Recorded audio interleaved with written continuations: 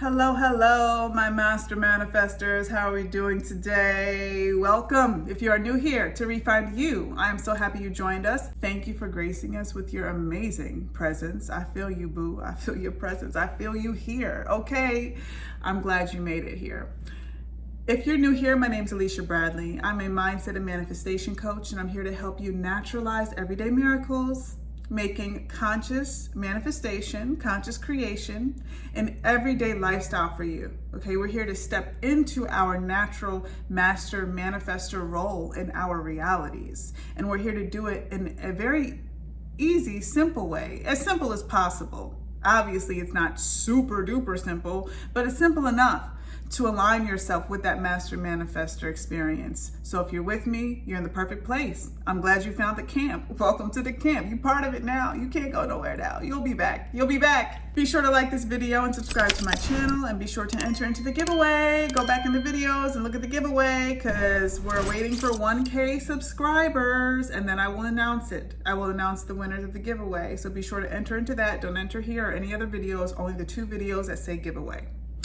Also, be sure to listen to my sleeping affirmation meditation. This is highly useful, and it's helpful. And a lot of people are seeing a lot of changes in the first 3 weeks of listening to it. So I always say to listen to it for at least 21 days. At least 21 days. I listen to mine still. I still listen to mine every night because they're just so helpful, and I personalize them for myself depending on what I'm manifesting and what I'm creating in my life. So if you are interested in personalized meditations, I don't usually announce this, but reach out to me. Go to the email below. If you are looking for a personalized meditation, because I do charge a fee for that, but I'm here for it. It would involve 1 phone call so I can really understand who you are, understand just what you're going through, observe your language, right? Because through the language and through the storytelling, I can pinpoint exactly what is going on and what some of those negative core beliefs are that need to be shifted. So I do need to talk to you for that 1-hour call, and then I curate a sleeping meditation that's customized for you and your needs. So if you're into that, then reach out to me. So today I wanted to make a short video about the importance of feeling our feelings and purging them out of us. Because what I've noticed, not only with myself, but many people, is that in this manifestation process, we tend to over-intellectualize our feelings, because we know that how we feel is a result of our negative programming, correct? We also know that the things that unfold in our 3D are reflective of our internal experiences, because everyone is you pushed out. So if this thing happened that was unfavorable in our 3D circumstances, it all comes back to us. And we can tend to over-intellectualize this process and easily bypass our emotions in the process. Just because we know that everyone is you pushed out and that their behavior is a reflection of our internal experience and our negative programming, our core beliefs, does not mean that the emotions that come in response to that unfavorable event happening, that should not be overlooked. Your emotions should not be overlooked. How you feel should not be over-intellectualized away. You see what I'm saying? We gotta feel our emotions, y'all. We gotta feel it. Even if you know intellectually, you know you manifested this undesirable experience based on your programming, even though you know everyone is you pushed out, that does not take away the fact that when these things do unfold unfavorably in the 3D and we do have these undesired manifestations showing up, that doesn't mean that, oh, well, since I know how it happens, so it is what it is. Let's get back to manifesting now. You know, you can't skip over the process of the feeling. You gotta feel the feels. You gotta feel the feels. And I'm passionate about this because I've been there. I've been in a place where, especially as a coach, I have 1 hour, maybe an hour and a half with my clients out of their whole week. They have 1 hour with me. And in that hour, I don't spend it feeling all the feels, because I know that they will feel those feelings on their own time, but they're investing in my services. So I have to help them not really feel the feels in that moment, but come up with a game plan of, okay, what are we going to affirm into our existence? How are we going to change our perspective here? What are we going to do here? And many times I would approach myself as if I were in a coaching session, in a very short-lived coaching session. And I would bypass my feelings, and I would just get too heady. I'd be too heady in this experience that we call conscious manifestation. And I would get in my head too much, and I would say, okay, well, I know how that happened, so I don't want that to happen again, so I'll affirm for different. And even though, again, we know that this is how this works, it can be very easy to bypass how we're feeling in response to things showing up in our reality that we don't want. There are many things that can trigger us, that can hurt us, that can harm us. And not saying that you are a victim, not saying that you don't have power in your reality. I'm not saying that you can choose your perception, because you can. You can choose your perception of being the one who's harmed, and also saying nothing can harm me. So we know that too. But again, it doesn't take away the fact that some of these things are hurtful on an emotional level. You have a whole emotional body that you are not addressing when you're not allowing yourself to feel your feelings in response to what's happened, or in response to what's happening as movement is happening, but then other things are showing up in your reality as well. It's okay to feel it, and it's actually necessary to feel it. If you do not feel your emotions in this process, that is called emotional suppression. And that is when self-sabotage happens. Because as we're suppressing our emotions and trying to distract ourselves with our intellectual knowing of spiritual and scientific law, as we're distracting ourselves with doing fun things and prioritizing ourselves and enjoying our day and not truly feeling what's under the surface, what happens is that stuff stays stagnated. Those emotions stay stagnated. They begin to harden within us. And then they stay activated. They stay activated within us without us addressing them. And that is how unfavorable manifestations continue to show up, because we're not addressing what's in there. We have to feel, release, and make way for these experiences to show up in our lives. So it is so necessary, you guys, to feel your feelings. How can you do this? There are various ways to address your feelings, even feelings that you don't even know are in there that need to be purged out of your system. But you're trying not to feel them, because in your head, if you think if you feel them and if you linger in them too long, then you're going to manifest undesirable outcomes in the future based on these emotions that you're feeling. That's not how it works. We manifest based off of our dominant thoughts, our dominant assumptions, correct? So you having a moment where you get to feel your feelings and purge out the old to make way for the new is not going to create an undesirable manifestation in your future, because it's such a short-lived event. It's so short-lived. It is a temporary moment where you are taking the time to prioritize yourself and your emotional body to do what you got to do to heal and to release it once and for all. So here are a couple ways you can do it. I think journaling is amazing, an amazing approach to feeling your feelings and allowing the subconscious to reveal itself, to tell you these are the feelings that I've been storing inside of this emotional body that have been stagnated, that have been just sitting here in your body. Journaling is amazing. I highly encourage you to just free flow, just write it out, let your subconscious stream freely without any structure. You don't have to worry about grammatical stuff. You don't have to worry about punctuation, none of that stuff. Just let it flow freely. Like my handwriting is illegible. I can't read my handwriting when I am doing this free flow of my subconscious streaming onto paper so that I can release old emotions. I can't read it afterwards, and it's not meant to be read afterwards. It's meant for you to purge. So typically during that type of journaling exercise where you're allowing it to freely flow from your subconscious mind, it takes a couple minutes for you to kind of get into that flow. So in the beginning, you may feel numb, you may feel like you're forcing it onto paper, and that is fine. That is temporary, and that's pretty much inevitable in this process because your subconscious is protected in your waking hours. So as you start writing, just let yourself just start writing whatever comes up in mind. Whatever comes to your mind, just write it out, let it come out, and eventually you will start to feel this fluidity, and you'll start to see how your subconscious begins to stream out of you freely, effortlessly, okay? And just write whatever you need to write, whatever comes out of you. And as you're doing it, feel the feelings that come up. So don't just write it and then you feel the feelings and you feel that little knot in your throat and then you stop it and you do one of those and bring it back down. Don't do that.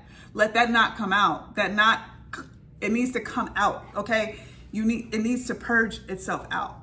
So try not to be scared of the emotions that come up. I know many times when we do talk about feeling your emotions and allowing them to freely express themselves and purge themselves, we think, oh my gosh, I'm opening up this box and it's like unpredictable. It may take over my day. It may stop me from getting my stuff done. I'm a parent, right? I'm a professional. I gotta go to work. I gotta feed the kids. I gotta do the things in my day. So nobody has time to be sitting up in the bed crying all day. Understand and remind yourself that you have total control over your emotions.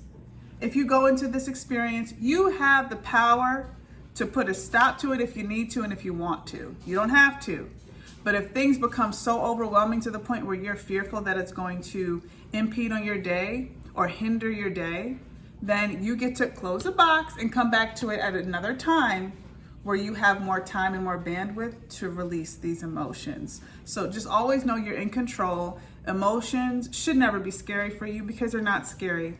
They are here to inform you of what you're feeling and what needs to be released out of your body, released out of your system. Imagine how that is causing vibrational misalignment internally in you as you're trying to get in receptive mode to receive your end state, your end manifestation. If you have suppressed emotions, imagine how that's interfering with the process, right? We need to be able to just purge it out and be open and ready to receive the new. The more old you release, the more space you have for the new to come into your life. The more you're holding on to the old and latching onto it, whether it be in the form of latching on to old stories about somebody or latching on to old perspectives of money or latching on to old whatever, just an old way of life, your old personality, the old you, the old programming. The more you latch on to that, the less room you have to latch on to the end. If you have both hands tight grip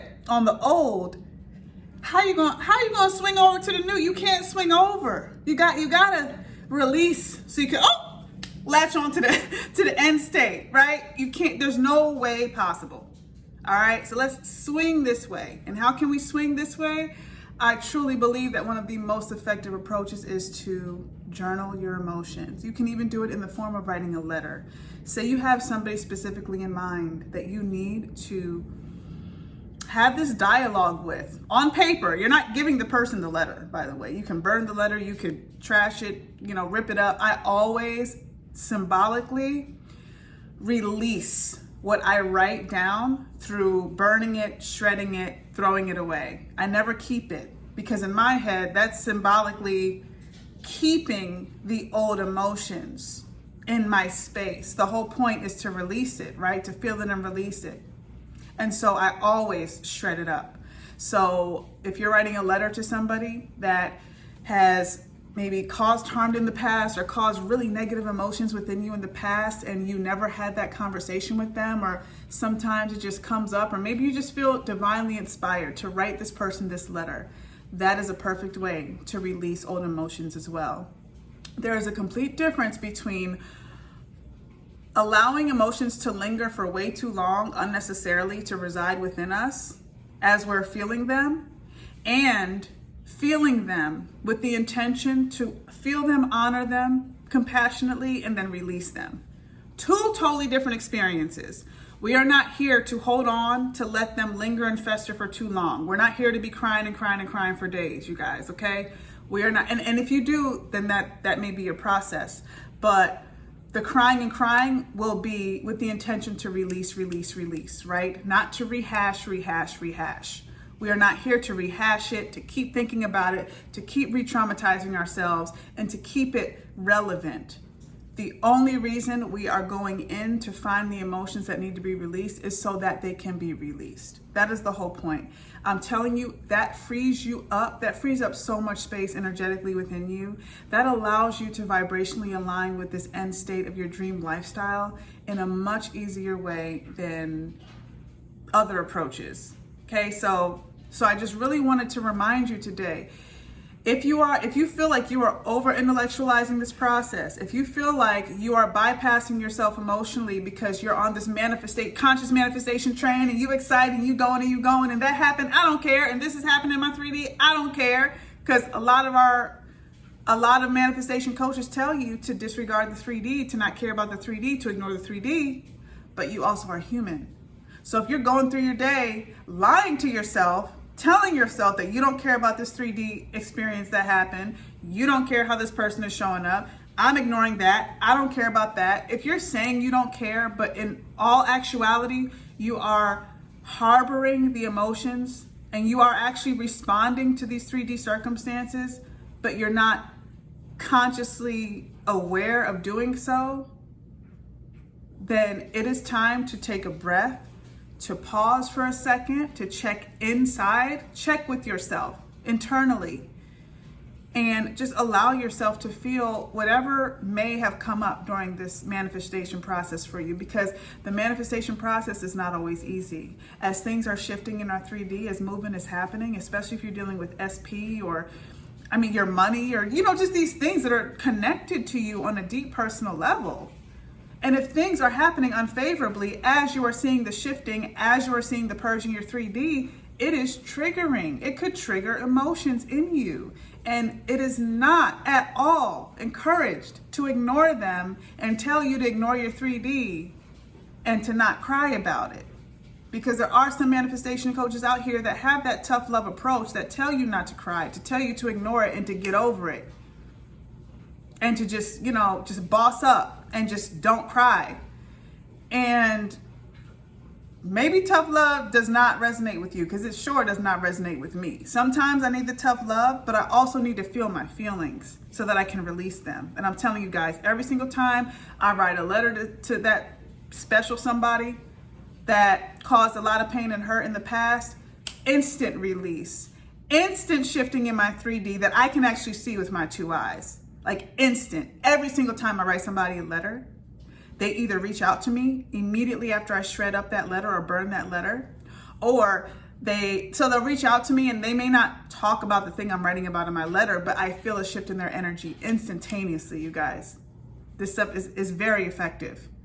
I either get an instantaneous shift in the 3D from them, or I see something in my 3D that is a reflection of this newness within me, this new space that I've created within myself. It's every single time. So obviously I'm not writing these letters just to get changes in my 3D, just to see these instant shifts, but I'm just saying that's an amazing, miraculous byproduct of you prioritizing your feelings and those needed emotions that need to be acknowledged, they need to be honored, and they need to be compassionately released out of your system. And I promise you that in and of itself is a whole vibrationally aligning experience that will get you closer to your manifestation. Sorry if y'all hear my laundry in the background. I'm washing clothes today. So you hear some knocks in the background. That's what that is. I decided not to stop that for this video because I wanted to get this out to y'all. So yes, all that to say, let's prioritize our emotions. We're not living in them. We're not lingering in them, right? We're not rehashing them and reactivating unnecessary trauma. However, we are feeling them and we're not bypassing them. We have to acknowledge our emotions in order to create that space for all of these new miraculous experiences that we want to see in our 3D reality. So I hope this helped you. As always, I'll see you in the next video. Bye, loves.